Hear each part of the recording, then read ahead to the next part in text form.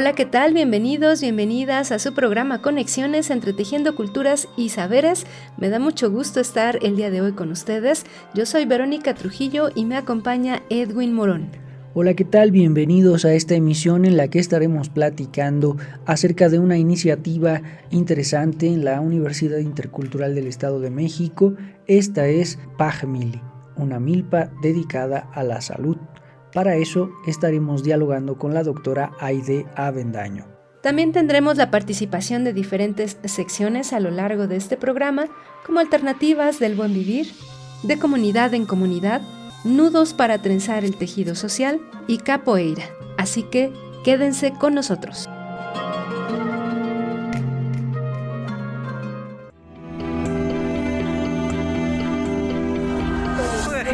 Najo Viejevi, Shimopanoltican, Chetani, Shimopanolti. Esto es Conexión. Entre Tejiendo Culturas y Saberes.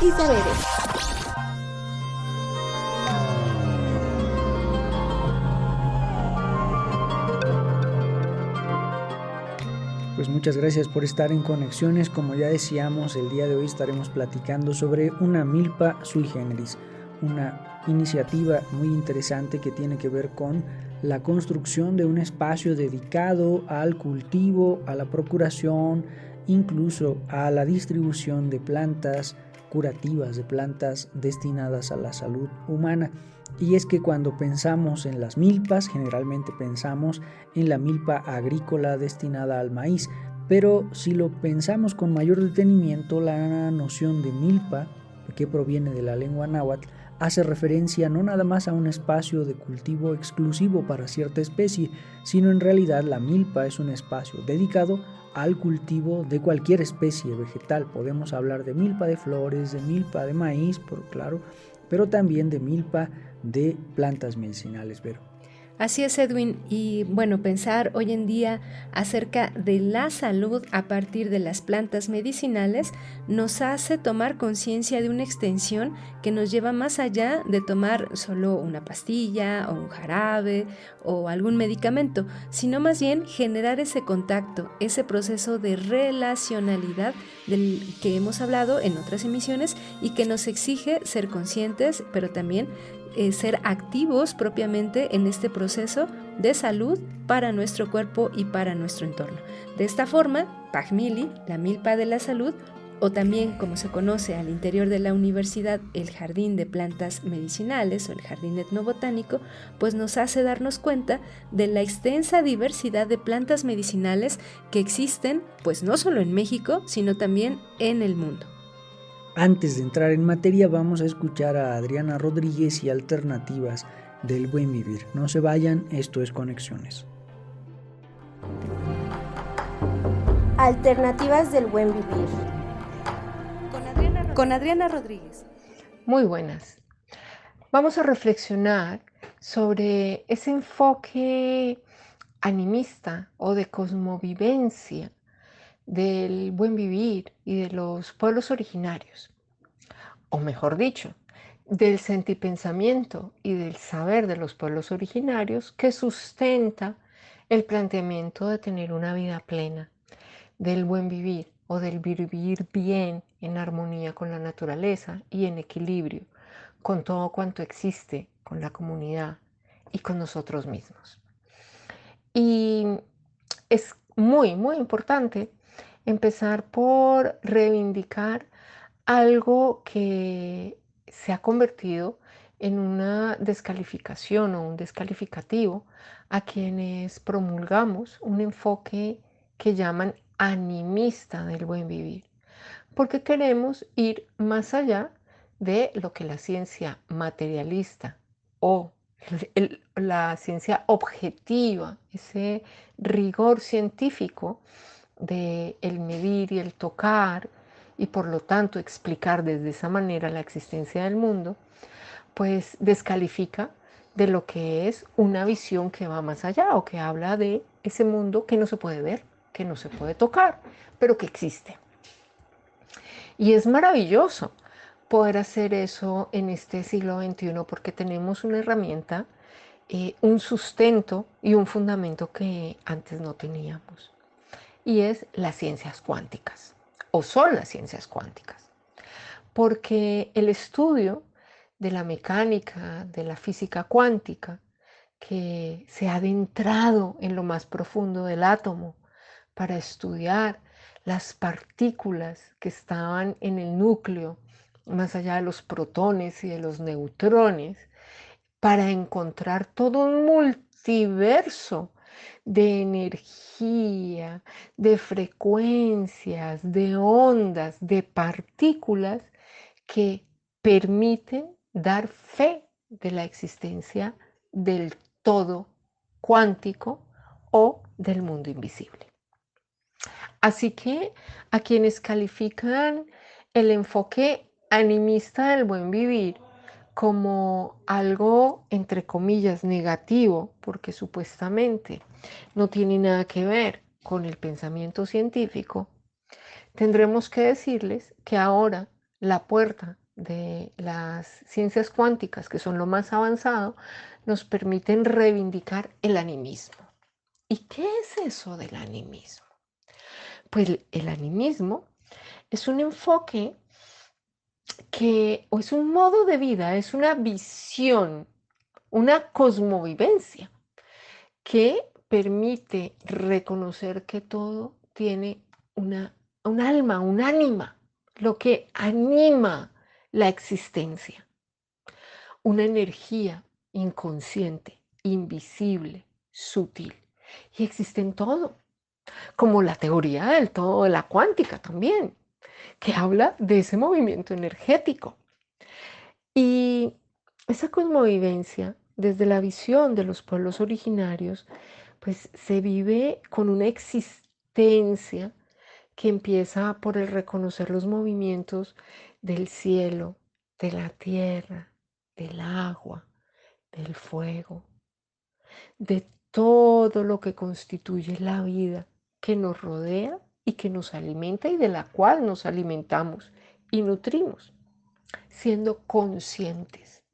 Así que aquí viene una palabra maravillosa, que es la conciencia, también otras veces descalificada, porque la conciencia está unida al espíritu, al ánimo, al ánima, a esa dualidad entre la energía que todo lo mueve.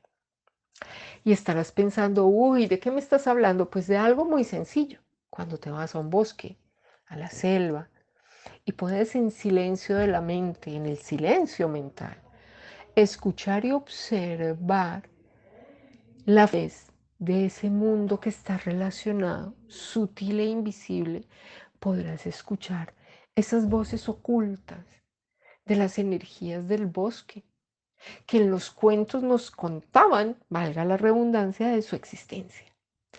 Ese es el animismo o la cosmovivencia que está relacionada con la vida plena, con el aprender a escucharlo, a dejar de escuchar la mente para complementar ese sentir y así poder ser más cuánticos, más holísticos y, ¿por qué no?, más chamánicos.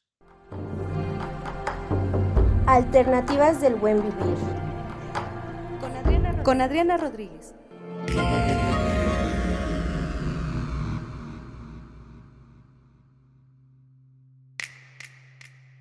Bien, ya estamos de regreso en Conexiones y estamos dialogando con la doctora Aidea Avendaño acerca de Pajmili, la milpa de la salud.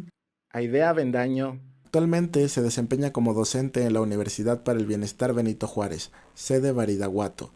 Es ingeniera forestal comunitaria, participante en la autoría del libro Geografía de la Salud sin Fronteras desde Iberoamérica. Participó en el artículo Salud y Estilos de Vida en la zona Mazahua de San Felipe del Progreso, Atlacomulco y Jocotitlán, en el Estado de México, para la revista Geografía y Salud.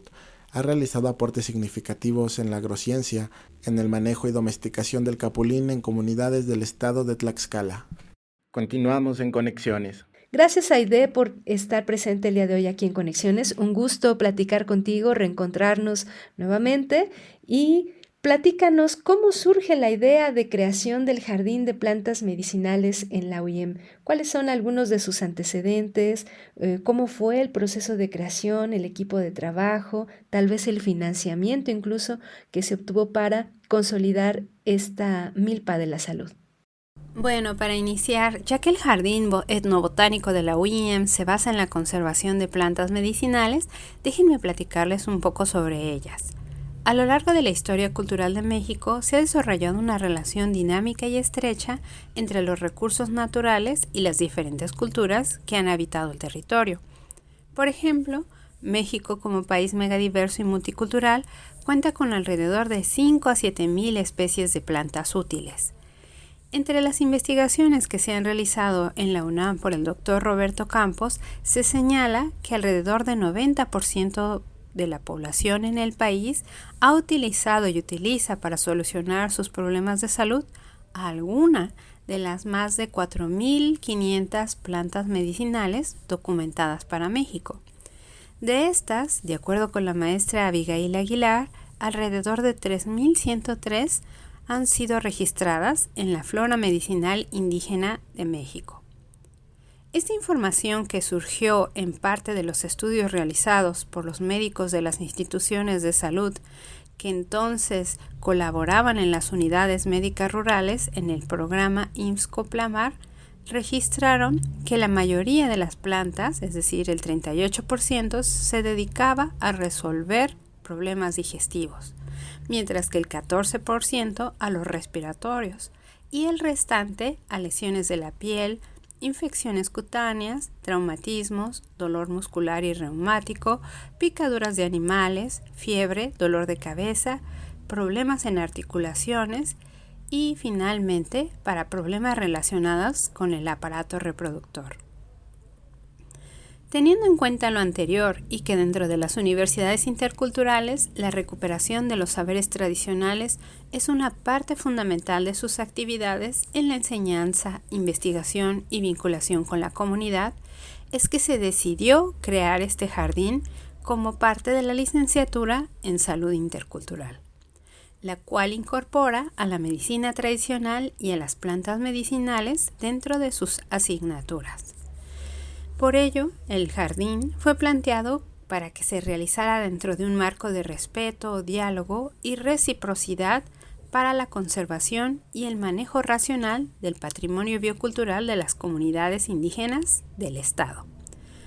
Como éramos soñadores en ese tiempo, estamos hablando desde el año 2010 hasta que se obtuvo el financiamiento, se plantearon tanto el Jardín Etnobotánico de Plantas Medicinales para la conservación ex situ, como los jardines comunitarios, donde se encuentran naturalmente las plantas medicinales.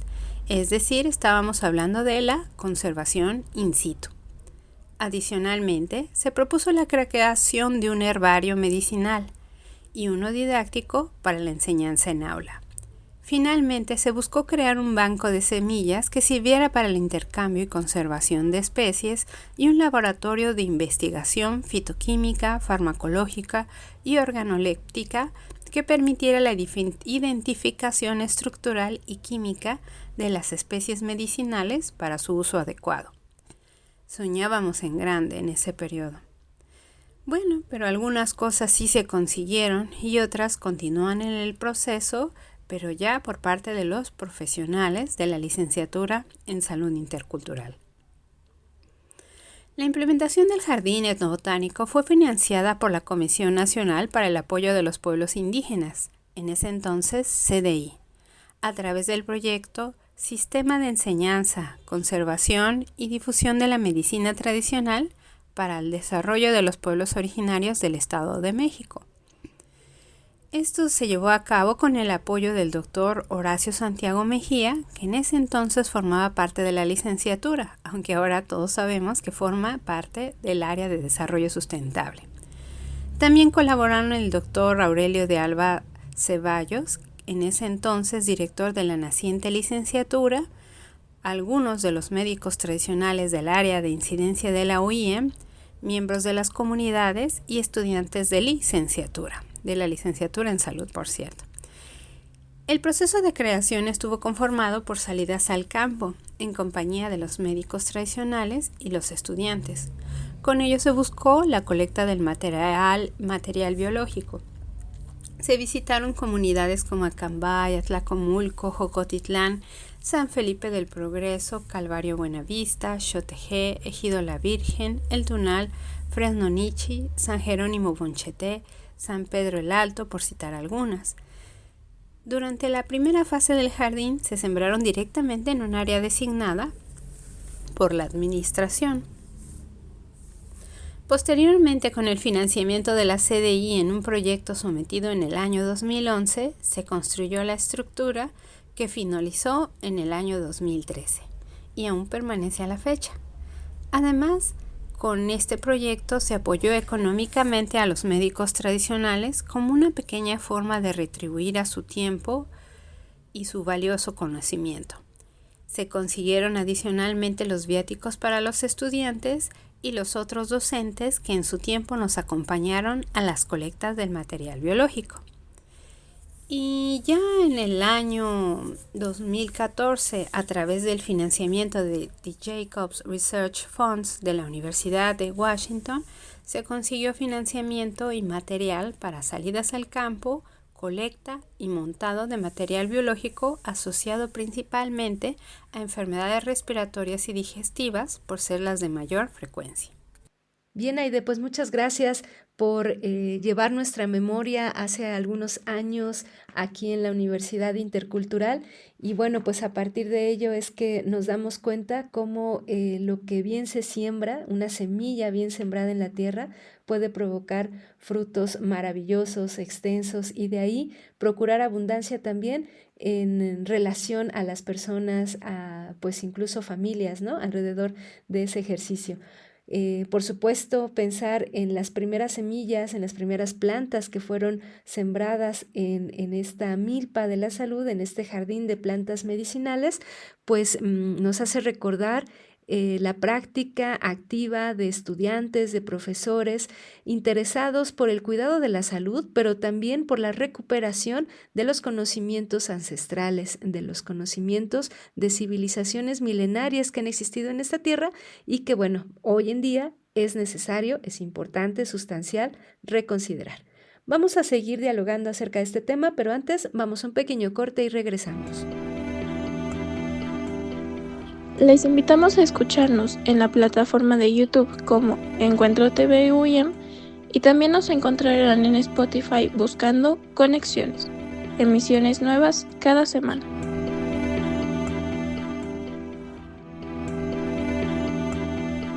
Escríbenos conexiones.ci@uim.edu.mx. Continuamos.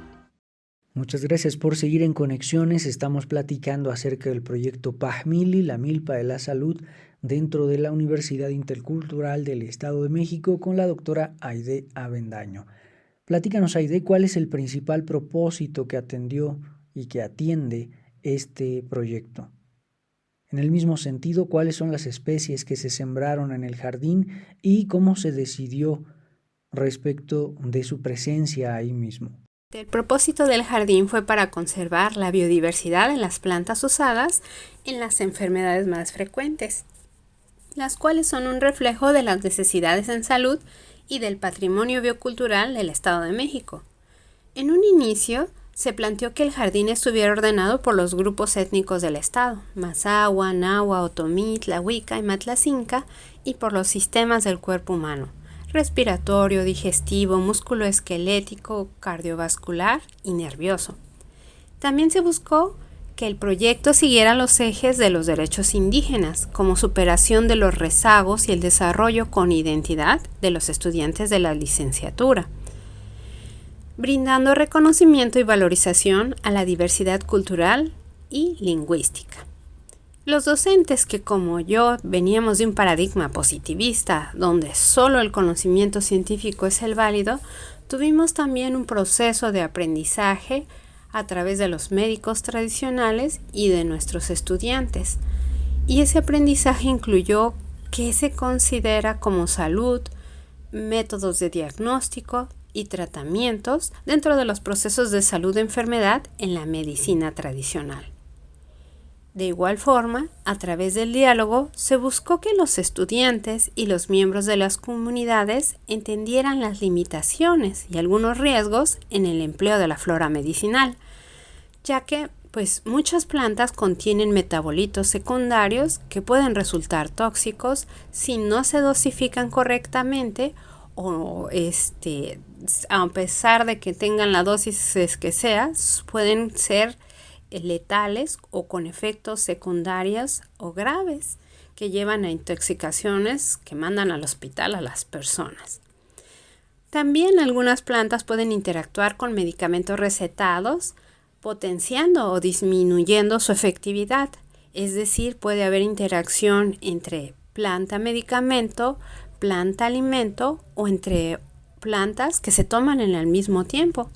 Y esto puede ser realmente peligroso en personas con enfermedades crónicas o que toman múltiples medicamentos o en grupos que son vulnerables como los niños y los de la tercera edad. Y bueno, aunque digamos son naturales y no hacen daño, pues no todas las personas reaccionan igual a las plantas medicinales. Aunque sea algo natural, no significa que sea seguro para todas y todos. Algunas personas pueden ser alérgicas o tener efectos adversos inesperados. Y finalmente, en muchos lugares, las plantas medicinales no están reguladas como los medicamentos convencionales, así que si no las recolectamos nosotros y no sabemos su procedencia, pues algunas veces pueden venir contaminadas por microorganismos dañinos o pueden ser suplantadas o adulteradas, donde se cambia una por otra y también que no se haya preparado adecuadamente y lo cual sea un riesgo para la salud. Aunque somos totalmente conscientes de que el sistema médico tradicional es una práctica ancestral transmitida de generación en generación y que está profundamente arraigada en la cultura de muchas comunidades rurales, donde las personas confían en los conocimientos y en su eficacia para tratar una gran variedad de enfermedades comunes hasta dolencias graves. Además, sí existen estudios, aunque no muchos, que demuestran la efectividad de las plantas medicinales. Y pues no por ello no vamos a dejar de utilizar a las plantas medicinales. Sin embargo, pues sabemos que las plantas pues son fácilmente accesibles, crecen de forma natural en el entorno comunitario, lo que las hace una opción económica y conveniente cuando la medicina moderna puede resultar costosa e inaccesible. Mientras creábamos el jardín etnobotánico, también aprendimos que en las comunidades se cuenta con un profundo conocimiento sobre dónde localizar a las plantas, cómo recolectarlas. No siempre es nada más ir a arrancar la planta.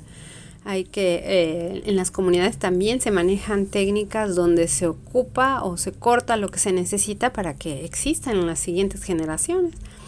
Y también qué parte usar, ya que los metabolitos secundarios pues no se distribuyen de la misma forma dentro de las diferentes estructuras de la planta, es decir, la raíz, el tallo, las hojas, las flores, los frutos y las semillas pueden tener una composición química muy diferente. Por otro lado, también la composición química va a variar de acuerdo al periodo fenológico de las plantas. No es la misma composición química de una planta muy joven que una adulta. En las comunidades también se conoce cuáles son los métodos de preparación y en estos métodos se pueden eliminar algunos compuestos que se consideran tóxicos. Eso es bastante interesante. Y también se sabe cómo administrar y dosificar estas plantas. Entonces se buscó y se recalcó la importancia de que los estudiantes interactuaran con los médicos tradicionales y los miembros de la comunidad para que aprendieran todo lo anteriormente citado. Y también pusimos énfasis en la importancia de investigar a través del método científico, el pensamiento crítico y que hay un gran panorama de estudio dentro de las plantas medicinales, ya que como menciona García en el 2001 y colaboradores, solo el 20% de ellas ha demostrado científicamente su valor terapéutico. Y como mencionan De Siga, Campos y colaboradores en el 2007, solo el 5% de las plantas en México ha sido objeto de investigaciones químicas, toxicológicas, farmacológicas o clínicas. ¿Cómo la ven? Entonces hacen falta muchos más investigadores y sobre todo aquellos que tienen esa visión de los pueblos indígenas en cuanto al manejo, aprovechamiento y conservación de estos recursos. Dentro del proyecto del Jardín Botánico, pues se planteó que fuera un espacio de conservación, enseñanza, investigación, difusión y de diálogo de saberes entre todos los que estuvimos involucrados. Cuando hablamos de un proyecto destinado al conocimiento tradicional, difícilmente se pueden quedar fuera las plantas medicinales, y cuando se habla de plantas medicinales, difícilmente se puede quedar fuera la dimensión intercultural, porque si bien es cierto que nuestras comunidades originarias, nuestras abuelas, nuestros abuelos, tías, etcétera, tienen un amplio conocimiento sobre el empleo de diferentes plantas, muchas de ellas no necesariamente son endémicas del país. Sin embargo, el empleo, el uso que se hace actualmente de ellas, sí podemos considerarlo como mucho más cercano. Y eso nos habla de un diálogo siempre transversal entre culturas, entre conocimientos derivados de diferentes dimensiones geográficas, de diferentes dimensiones simbólicas, que se preocupan y que perseveran en los cuidados de la salud humana. Pues seguimos dialogando acerca del tema, quédense con nosotros, esto es Conexiones. Capoeira con Tanis Huerta. Los cantos y las letras de la capoeira son muy importantes, ya que en ellas guarda información de datos históricos, puedes saber también canciones que están inspiradas pues en la naturaleza, en los juegos de la danza, también puedes dar un aviso, puedes prevenir inclusive hasta peleas dentro de la capoeira con una canción, ¿no? Entonces son muy importantes. Se dice, los antiguos maestros dicen que el valor de la capoeira más que todo está en la musicalidad, ¿no?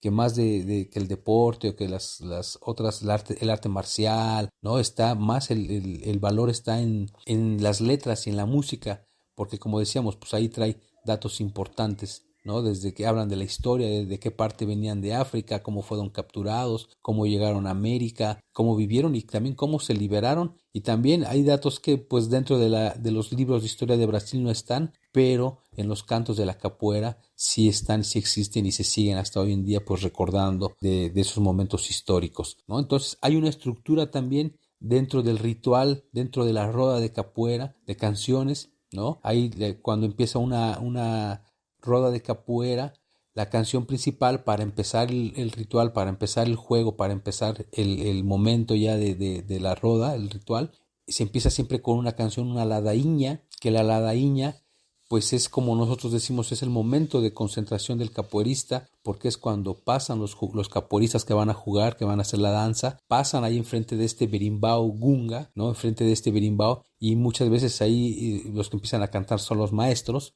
y siempre en la ladainha ellos mandan un mensaje, más también si es una graduación y te toca una graduación, entonces el maestro puede cantar algo que te está dando ahora así como un consejo de si vas a ser graduado, el maestro puede estar hablando de ti. Entonces para nosotros es un momento de concentración, de escuchar lo que está diciendo el maestro, de tener también ahí, agradecer en cierta forma. A veces pues te está dando consejos que no te los puede dar así, a lo mejor te lo encuentras caminando en algún lugar, pero si te da un consejo cuando está la roda y cuando él va a cantar y cuando él está tocando, esos son consejos pues muy, muy importantes que nosotros tenemos que estar como muy atentos, ¿no? Entonces esa es la ladainha, que empieza con un canto nada más ahí se tocan los berimbaos y los panderos en la ladainha, Bueno, eso es en el grupo tradicional de Yo Pequeño, así se hace. Entra primero solamente nada más los berimbaos y los panderos con la ladaíña, y después viene la parte de donde ya empieza el coro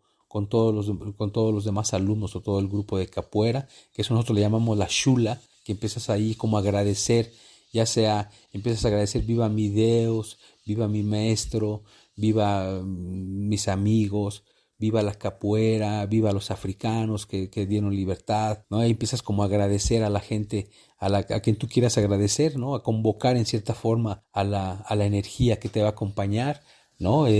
Ahora sí que ahí cuando uno dice viva mi Deus, pues uno no habla de un Dios en específico, sino habla también pues, en lo que cada uno crea, ¿no? Si bien sabemos que la capoeira venía de matriz africana, también con una carga religiosa, bueno, hoy en día pues todas las religiones pueden practicar capoeira, ¿no? No es exclusiva de una. Y ya después de la shula, que es esta parte de la adoración, viene lo que es ya el corrido de capoeira. Cuando empieza el corrido de la capoeira es cuando empieza ya el juego. Ahí es cuando ya anuncia que va a empezar la roda y ya empiezan los jugadores ahí, ¿no? Y los corridos de capoeira pues también son importantes en el sentido de que hay canciones que nuestro maestro no la puede estar cantando para avisarnos de algún peligro, ¿no? Para si alguien llega muy agresivo a la roda y está jugando conmigo, mi maestro puede hacer cantos donde él me está diciendo que me cuide, donde también le puede estar cantando a esta persona que pues aquí no es un lugar de pelea, ¿no? Entonces con un canto también puedes detener la violencia, con un canto puedes prevenir la violencia, ¿no? Y también si está bonito el juego, el maestro pues también va cantando en lo que está viendo, se va inspirando, y sobre las canciones pues él va inspirándose y también improvisando ahí, ¿no? Es algo que hoy en día es muy importante también. Como hay capoeira en todas partes del mundo, los rusos, los chinos, los mexicanos estamos hablando portugués, pero a veces el portugués es limitado y no podemos como improvisar, y es algo que hoy en día pues también muchos maestros se están preocupando por eso. Pero ahí los cantos pues son precisamente de importancia, y así como hay un canto que inicia el ritual de la capoeira, que es la ladainha, también hay canciones que nos empiezan a anunciar que ya está acabando la roda, ¿no? Que ya estamos despidiéndonos, son los últimos juegos, ¿no? Entonces, pues la roda en sí, este encuentro de los capoeiristas, la roda es el lugar donde se encuentran los capoeiristas. Uno entrena para ir a la roda, uno entrena para ir a ese encuentro con los otros capoeiristas, y así en este ritual pues está la estructura así de ladainha, shula, corridos y los lamentos, que bueno, los lamentos también a veces son canciones que hablan pues en un poco recordando toda esta travesía de los africanos en este proceso de esclavitud y de liberación, ¿no? Entonces los lamentos pues también hablan de esta parte que a veces los tonos de las canciones son un poco más tristes, ¿no? Más sentimentales, y hay canciones también que pues bueno son un poco más rápidas para subir un poco el ritmo del juego, ¿no? Entonces, pues bueno, eso es como una estructura dentro de la capoeira tradicional, que es la capoeira Angola, que es esa es la estructura de Maestre Pastiña, de Maestre Yo Pequeño, ¿no? Esa es la forma en la que ellos enseñaron esta parte del ritual y la musicalidad de la capoeira. Capoeira. Con Tanis Huerta.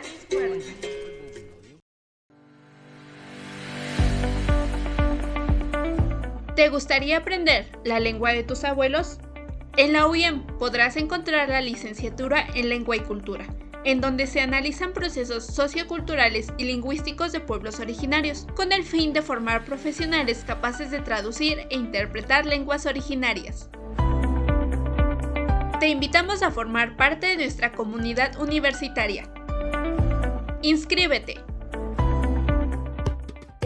De comunidad en comunidad. De comunidad en comunidad. Hoy les voy a hablar acerca de la cola de caballo o el carricillo, mejor conocido en mi comunidad. Esta es una planta medicinal de uso tradicional que generalmente pues se usan sus tallos para preparar un té. Te ayuda a disminuir las molestias que afectan al riñón, oídos y estómago, pero también puede emplearse en gotas o como agua de uso común. También pues puede emplearse para los piquetes de alacrán, para la hinchazón, Esta pues se frota en la zona inflamada y pues esperamos a que haga pues su efecto. También atribuye a la artritis y a las úlceras.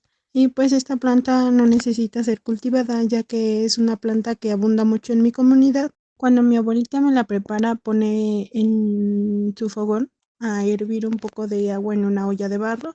Deja que esta hierva por unos minutos y posteriormente le agrega pues la plantita. Deja que hierva un poco y pues quita la olla del fogón y pues sirve un poco de este té en un jarro y le agrega algo de hielos para que no la podamos tomar al instante. De comunidad en comunidad. De comunidad en comunidad. Les invitamos a escucharnos en la plataforma de YouTube como Encuentro TV UIM y también nos encontrarán en Spotify buscando Conexiones. Emisiones nuevas cada semana.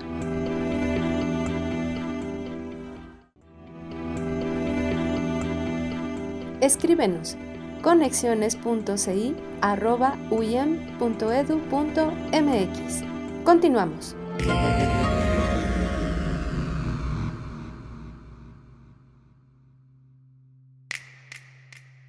Agradecemos su escucha, ya estamos de vuelta en Conexiones y estamos platicando el día de hoy con la doctora Aide Avendaño acerca de Pajmili, la milpa de la salud, un espacio, un jardín de plantas medicinales ubicado al interior de la Universidad Intercultural del Estado de México.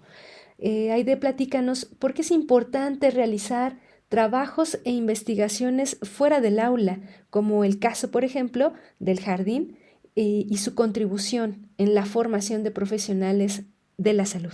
Tomando en cuenta los datos sobre las estimaciones de la flora medicinal en México, las especies registradas en los herbarios, las bases de datos y en la farmacopea de la flora medicinal de México, así como el listado de plantas medicinales prohibidas, entre las que se encuentran el epazo de la ruda, aunque parezca extraño, pues sí tienen compuestos tóxicos que en dosis elevadas pueden ocasionar efectos graves en la salud, se observa que existe un gran vacío para entender la relevancia y el potencial de estos recursos, los cuales, además de mostrar la resistencia cultural y la lucha por la reivindicación del conocimiento médico tradicional indígena y el tradicional popular, forman parte de nuestra identidad nacional y deben de ser considerados como parte fundamental de las estrategias para enfrentar los problemas de salud que hoy nos aquejan, no solo para la población indígena.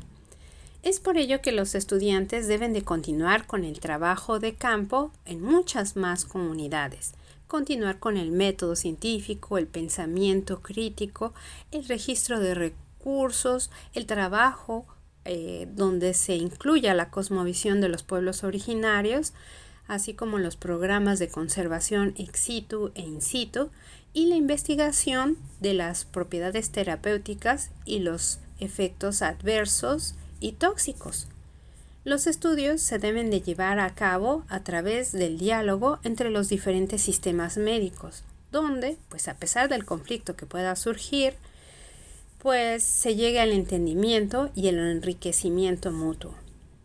Adicionalmente, la universidad puede apoyar en la logística, en la publicación de manuales o libros donde los sabios tradicionales sean también autores. No les cuenta para el PRODEP ni para el SNI, pero sí para dejar a sus comunidades mucho del conocimiento que tienen.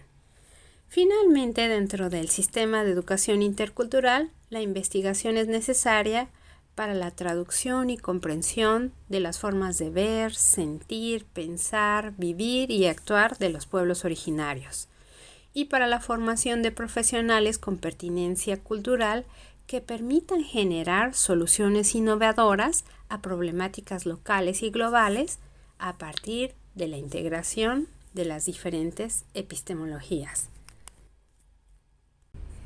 Esta información, que surgió en parte de los estudios realizados por los médicos de las instituciones de salud que trabajaban en las unidades médicas rurales dentro del programa IMSS Complamar, registró que gran número de las plantas medicinales, el 38%, resolvía problemas digestivos, mientras que el 14% respiratorios y el restante lesiones de la piel, infecciones cutáneas, traumatismos, dolor muscular y reumático, picaduras de animales, fiebre, dolor de cabeza y problemas en las articulaciones en general, para concluir con los problemas asociados a los aparatos reproductores.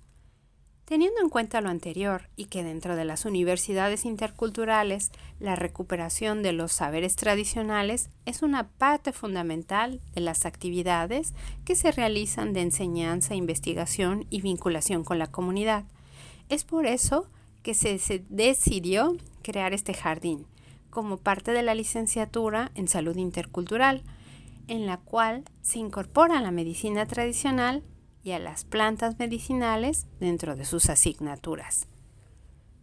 Se buscó que el jardín fuera creado dentro de un marco de respeto, diálogo y reciprocidad para la conservación y el manejo racional del patrimonio biocultural de las comunidades indígenas del Estado de México. Como éramos muy soñadores en ese tiempo, estamos hablando desde el año 2010 hasta que se obtuvo el financiamiento, se plantearon tanto el Jardín Etnobotánico de Plantas Medicinales para la conservación ex situ, como los jardines comunitarios donde naturalmente se encuentran las plantas medicinales para la conservación in situ. Adicionalmente, se propuso la creación de un herbario medicinal y uno didáctico para la enseñanza en aula. Finalmente, se buscó crear un banco de semillas que sirviera para el intercambio y conservación de especies y un laboratorio para investigaciones fitoquímicas, farmacológicas y organolépticas que permitiera la identificación estructural y química de las especies medicinales y su uso adecuado. Pues soñábamos en grande en ese periodo y algunas cosas se consiguieron y otras continúan en el proceso, pero ya por parte de los profesionales de la licenciatura en Salud Intercultural. La implementación del Jardín Etnobotánico fue financiada por la Comisión Nacional para el Desarrollo de los Pueblos Indígenas, que en ese entonces se llamaba CDI. Y fue a través del proyecto Sistema de Enseñanza, Conservación y Difusión de la Medicina Tradicional para el Desarrollo de los Pueblos Originarios del Estado de México. Esto se realizó con la ayuda del doctor Horacio Santiago Mejía, que en ese entonces formaba parte de la licenciatura en Salud, aunque ahora pues ya esté dentro del área de Desarrollo Sustentable.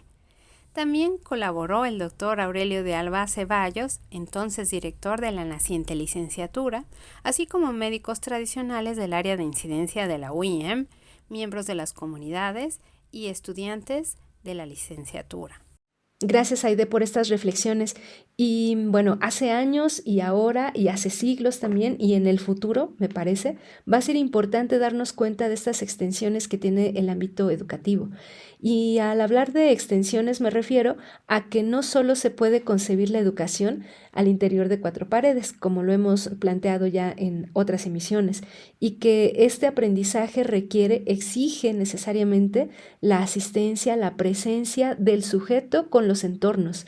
Y en este sentido, como un estudiante, por ejemplo, del ámbito de la salud, de la licenciatura, por ejemplo, en salud intercultural, u otras también que parecieran lejanas, pero que no lo son, pueden tener la oportunidad de aprender acerca de su propia salud, acerca de sus propios cuidados, pues preventivos y también posteriores a alguna enfermedad, desde un espacio vivo, desde un espacio como Pajmili, como la milpa de la salud, donde podemos saber los tiempos de floración de algunas especies, de cómo pueden tener pues vida en un lugar frío o en un lugar cálido, cierta especie o no, y que conforme a ello también nos está dando a conocer las características o las cualidades de esa planta para el ejercicio de la salud de un cuerpo.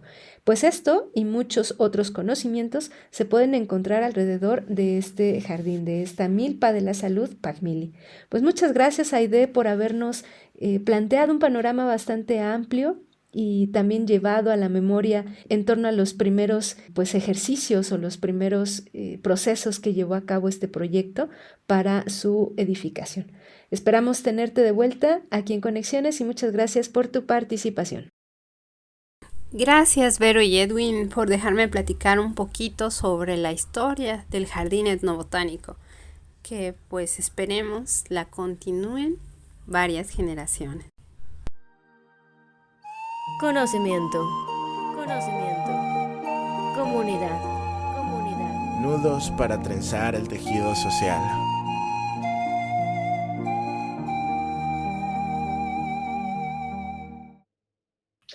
Bueno, continuando con nudos para trenzar el tejido social en la comunidad de Tocaimita, se hizo unos ejercicios de encuentro permanente con ellos.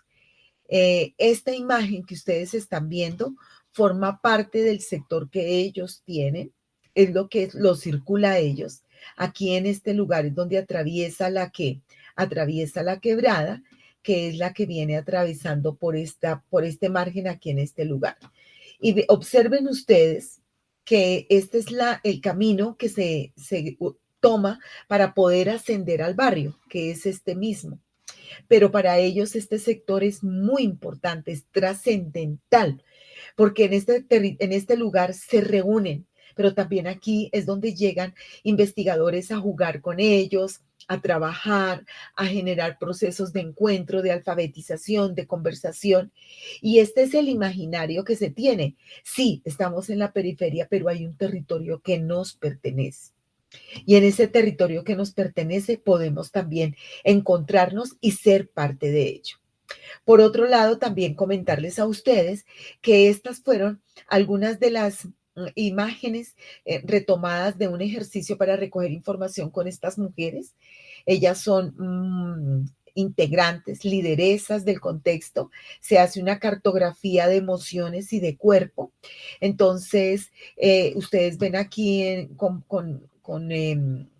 color lo que ellas exponían. Ellas no saben leer, no saben escribir, así que la letra es mía. Entonces, para respetar totalmente la honestidad también, y también no generar preguntas adversas a lo que se iba tomando y para no revictimizar. Entonces ellas decían pues que son desplazadas. Acá ella dice que es desplazada del Quibdó, un atentado y tuvieron que sacar a su hijo en lancha por el río Sucio, que es un río del Chocó. Hay mucha tristeza porque hay atraso en sus hijos.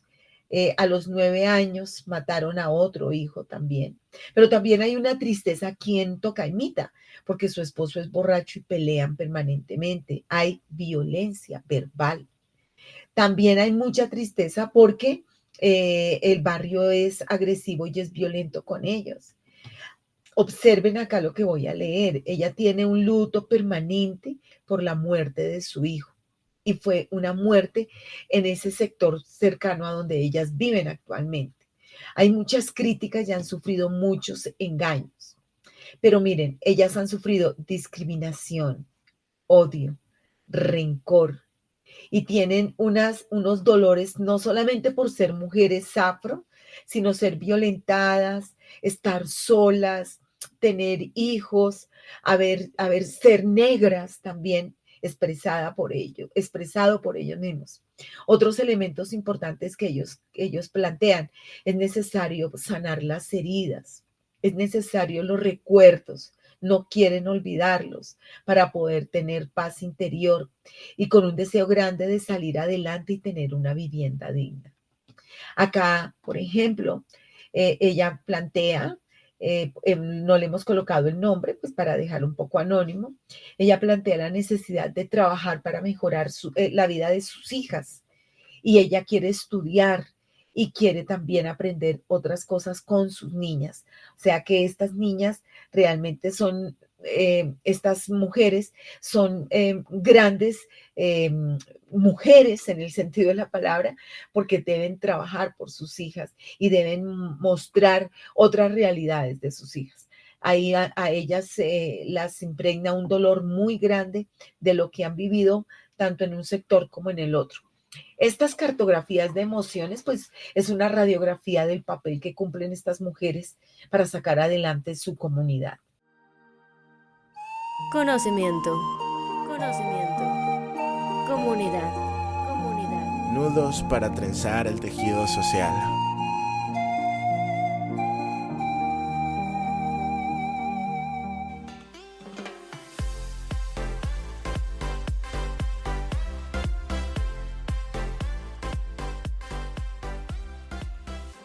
¿Te interesa la biología, los ecosistemas y los espacios naturales de tu comunidad? Entonces, en la licenciatura en Desarrollo Sustentable podrás tener la oportunidad de elaborar proyectos que influyan positivamente en tu comunidad y en el país. La licenciatura tiene la misión de formar profesionales que influyan positivamente en la toma de decisiones y acciones sociales y culturales. Ahora ya lo sabes, inscríbete.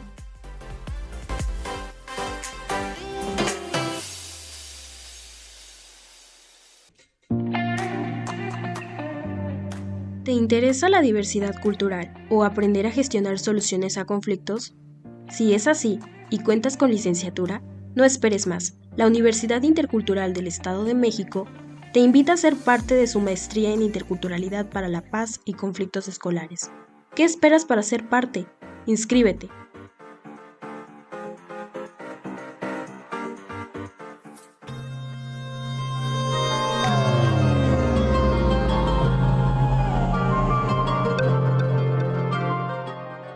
Pues de esta manera hemos llegado al final de la emisión del día de hoy, esperando que en el futuro puedan darse cita y visitar el jardín, el espacio de la Milpa de la Salud, PAGMILI, en la Universidad Intercultural del Estado de México, en San Felipe del Progreso, y puedan ahí tener interacción con las plantas que se cultivan, que se procuran, que se cuidan, que se distribuyen en beneficio de estas prácticas tradicionales y además de la salud humana. Pues agradecemos mucho su acompañamiento, Vero.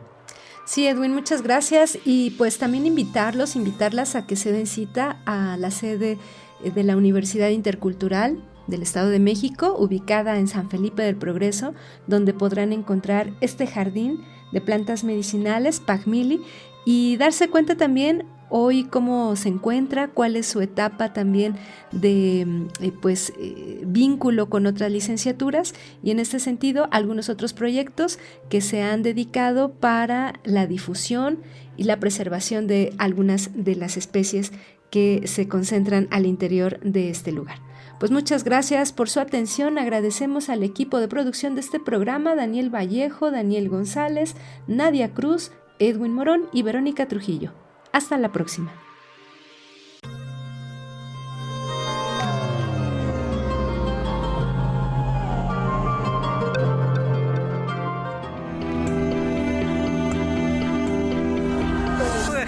Najo Viejevi, Shimopanoltican, Chetani, Shimopanolti. Esto es Conexión. Entretejiendo culturas y saberes.